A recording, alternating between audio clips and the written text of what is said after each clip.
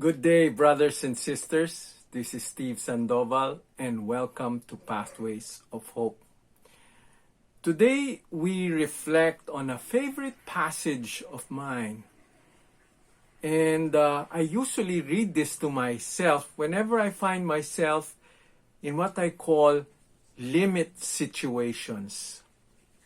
Limit situations are circumstances where we have no control of what the conclusion of that circumstance will be.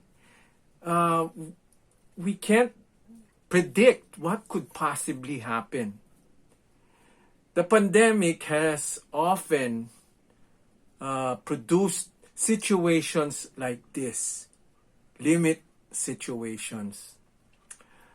I remember last year, almost the same as today, almost to the year, my daughter was about to give birth, but she and her husband contracted COVID. And on that day that she was supposed to give birth, I tried to look for a hospital for them. I sat them behind me in the car, and I was in full protective gear, with face shield, face mask, driving the car with my windows open so circulation can come in, because I knew they had COVID. But she had to be given a C-section so that her baby will be delivered. And I was praying that the baby would come out normal despite their having COVID.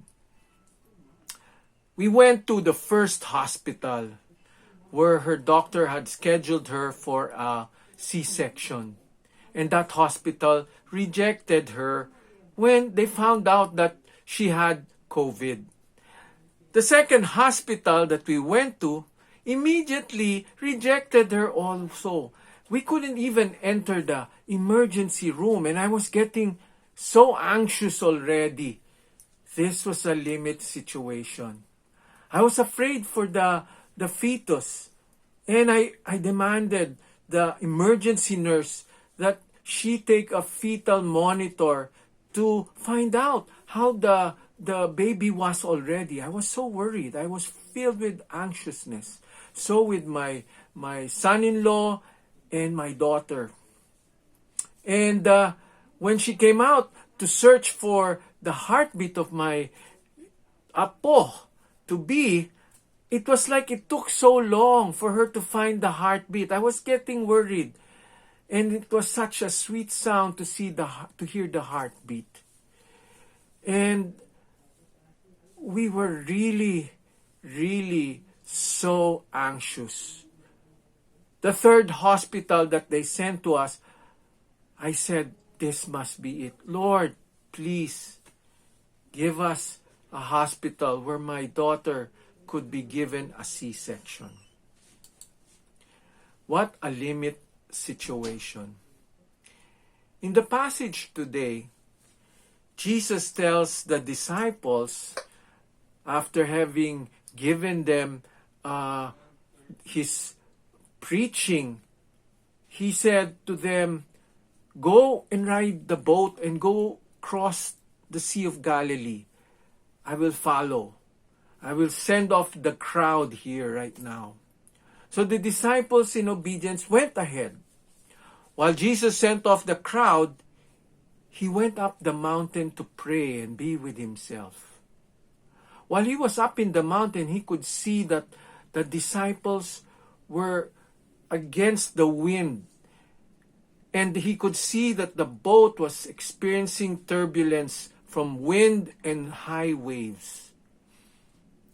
Now the disciples inside the boat were really very anxious. A limit situation for any sailor is that of the weather. You can't predict how the weather will be. And their boat was filling up with water. I could imagine that. They must have been bailing water out as the big waves hit the side of their boat. And they probably were filled with fear and anxiousness. On the fourth watch, which is the time just before dawn, the disciples saw a figure coming towards them. And they said to themselves, most likely, wow, a ghost. What more trials can we have? There's a ghost coming towards us. They were so fearful. And then the Lord said, it is I. Do not fear. And the disciples calmed down. But Peter said, if it is really you, Jesus, command me to step out of the boat and walk towards you. And Jesus said one word, come. And so Peter got out of the boat, looking at Jesus, walked towards Jesus, took several steps until he noticed that the wind was still strong, the waves were still high. And he looked around, lost focus on the Lord, and began to sink. And then he called out, Lord, save me. Jesus put up his hands and said, come. And before Peter knew it, they were inside the boat. And guess what the disciples did? As soon as Jesus and Peter were in the boat, they paid him homage. They said, this is one who is the Son of God. Truly, truly you are the Son of God. In my limit situation, on the third hospital, I was praying hard. But yet in that time of prayer, I felt a certain calm come over me when we arrived on the third hospital. I felt this is it. This is the hospital that will accept my daughter. And true enough, they accepted my daughter, and my second apo was delivered. She was also declared COVID-free and normal without any complication. I praise the Lord for this. I thank the Lord for this. Because I knew that our Lord reached out to our hands and pulled us up from this limit situation. The realization that I got from this passage is that we need to keep our eyes focused on the Lord and Master. Whenever we feel that we are not in control, whenever we feel that there is nothing we can possibly do that can change the results, whatever it may be, focus on the Lord. Do not forget to pray, to look at Him and believe. In that passage, brothers and sisters, Jesus went on to Gennesaret, the town that was their destination. And you know what?